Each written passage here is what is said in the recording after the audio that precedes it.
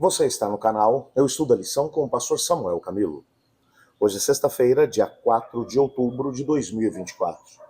E o tema que estudaremos na nossa lição da Escola Sabatina será, na verdade, um estudo adicional do nosso tema principal da semana, Sinais que apontam o caminho. O texto que serve como base para o nosso estudo encontra-se no Evangelho de João, no capítulo 20, versos 30 e 31, que diz: Jesus fez diante dos seus discípulos muitos outros sinais, que não estão escritos nesse livro.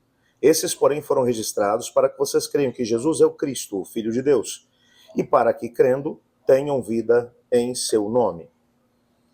Se há uma coisa que podemos falar a respeito do Evangelho de João, logo depois da primeira semana de estudos que tivemos em cima das temáticas ligadas a esse, ou ao tema geral do nosso estudo no Evangelho de João, é que João ele vai contar pelo menos 7 milagres que foram operados por Jesus.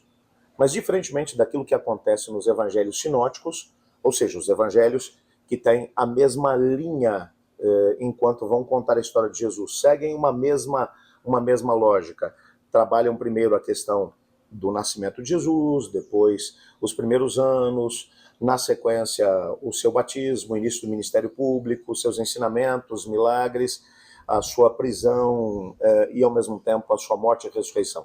Os evangelhos de Marcos, Mateus e Lucas seguem a mesma linha, por isso são chamados de evangelhos sinóticos, ou evangelhos que são similares, são parecidos, seguem a mesma linha de ensinamento.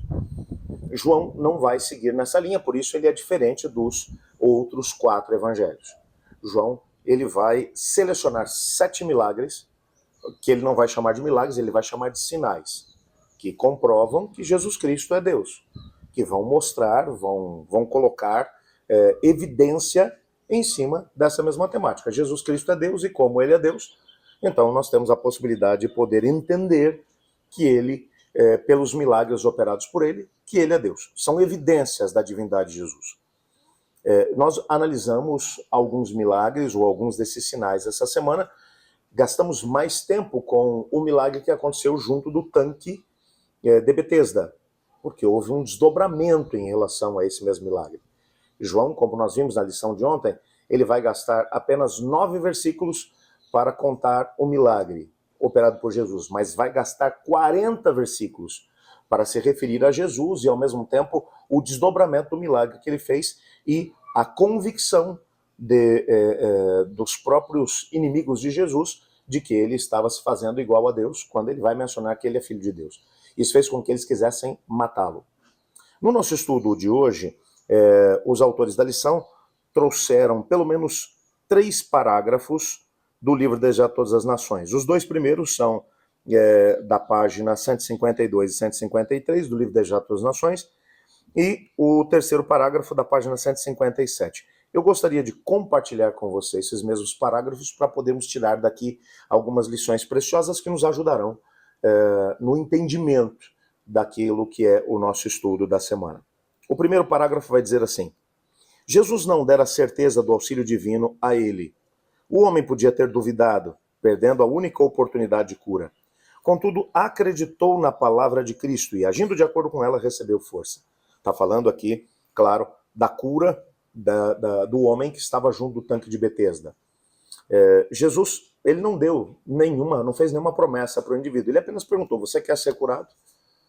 E ele vai. Você se lembra do episódio? Nós estudamos sobre ele durante essa semana. A resposta que ele vai dar para Jesus é: Senhor, eu estou aqui há 38 anos e sempre que as águas do tanque se agitam, alguém acaba entrando primeiro que eu. E então eu não tenho ninguém que me coloque dentro da água e por isso eu não consigo ser curado.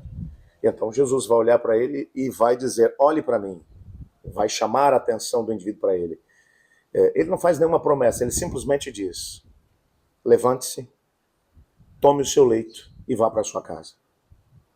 O indivíduo, ele sente, é interessante que na própria descrição do livro Desejar a Todas as Nações, Ellen White vai mencionar que o indivíduo começou a sentir uma energia vital agindo nas suas partes inferiores.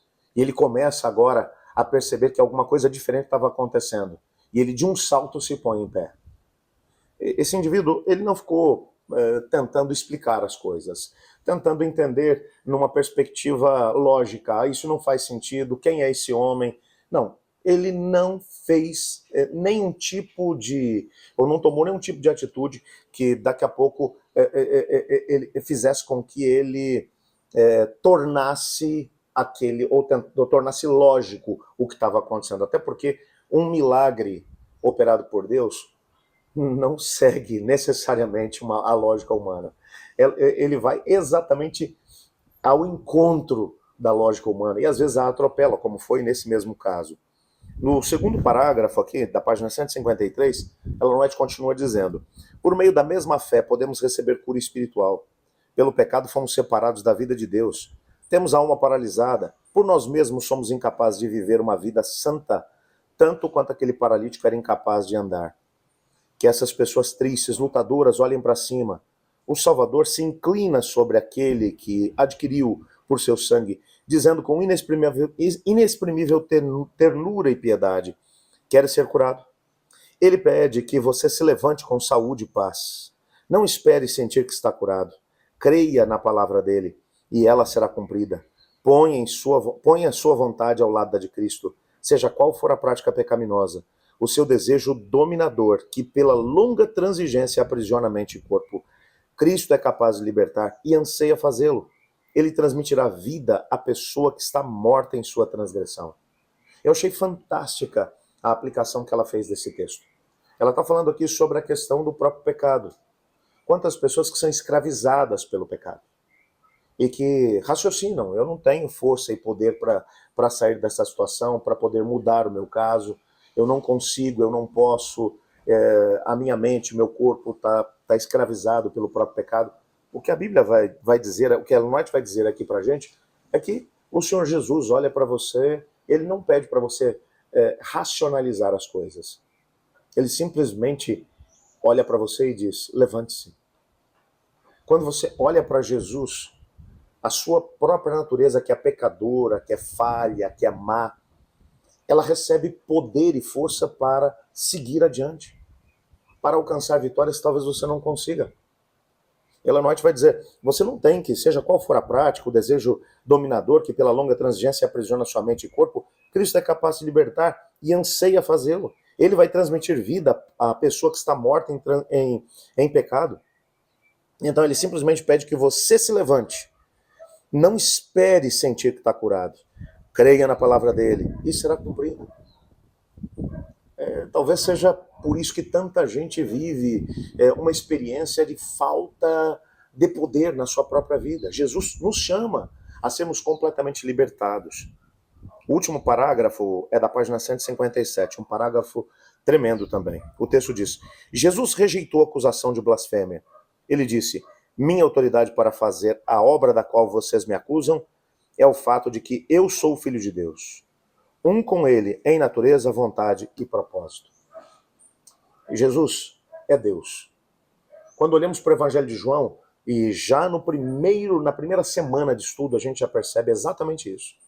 Ele tem poder e autoridade iguais a de Deus, porque ele é igual a Deus. Como Filho de Deus, ele tem autoridade. Logo no início do Evangelho de João, ele não começa o Evangelho igual aos demais, com uma genealogia mostrando que Jesus Cristo, como Mateus vai provar, que ele é o descendente de Abraão. Lucas vai provar que ele é o segundo Adão, então ele vai com a sua genealogia até Adão. Quando João vai falar sobre isso, ele vai dizer: no princípio era o verbo estava com Deus e o verbo era Deus. Todas as coisas foram feitas por ele, sem ele nada do que foi feito se fez. E o verbo se fez carne e habitou entre nós. Quando ele fala do verbo, ele está falando daquele que criou os mundos, daquele que lá em Gênesis, no capítulo 1, disse: haja luz e houve luz. O poder que fez com que o mundo viesse à existência está naquele que é a palavra de Deus. Ele verbaliza a vontade da divindade, da Trindade divina. Por isso, esse mesmo Jesus, ele rejeitou completamente as acusações que foram feitas contra ele, porque ele tem poder e autoridade. E é esse Jesus que está à nossa disposição, esse Jesus que nos foi apresentado na primeira lição desse trimestre. É esse Jesus que hoje se coloca diante de você e ele diz: você quer ser curado? Independente das suas mazelas, das suas dificuldades, dos seus problemas, é esse Jesus que se coloca diante de você e ele te pergunta: você quer ser curado? Independente do tipo de coisas que você precisa, do tipo de intervenção que você precisa na sua vida, seja uma cura física, uma cura mental, uma cura espiritual, não importa o que, ele olha para você nesse momento, enquanto você ouve as minhas palavras, essas palavras na verdade são de Jesus, e ele pergunta: você quer ser curado? Então, o mesmo Jesus está olhando para você e está dizendo: então levante-se, levante-se e ande. Levante-se, siga junto com o Senhor Jesus, olhe para Ele. Deixe de olhar para você mesmo, deixe de olhar para suas incapacidades. Olhe para Jesus, porque Ele é o Criador de mundos. Ele é a palavra encarnada de Deus. Aquele que quando diz, as coisas acontecem. E hoje, Ele está dizendo a você: levante-se. Levante-se e ande. Levante-se e se coloque em movimento. Deixe que o plano de Deus aconteça na sua vida. Quero orar junto com você.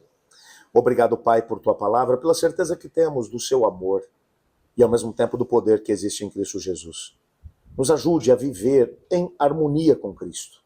Queremos experimentar esse poder na nossa vida. Esse amigo, essa amiga que ora comigo, que precisa de poder para transformar a sua própria vida, a imagem e semelhança de Cristo. Talvez alguém que está buscando uma cura física, uma cura mental, uma cura espiritual. Opera de forma extraordinária para que o teu nome seja glorificado na vida dessa pessoa. Pois é em nome de Jesus que oramos. Amém. Eu estudo a lição e você?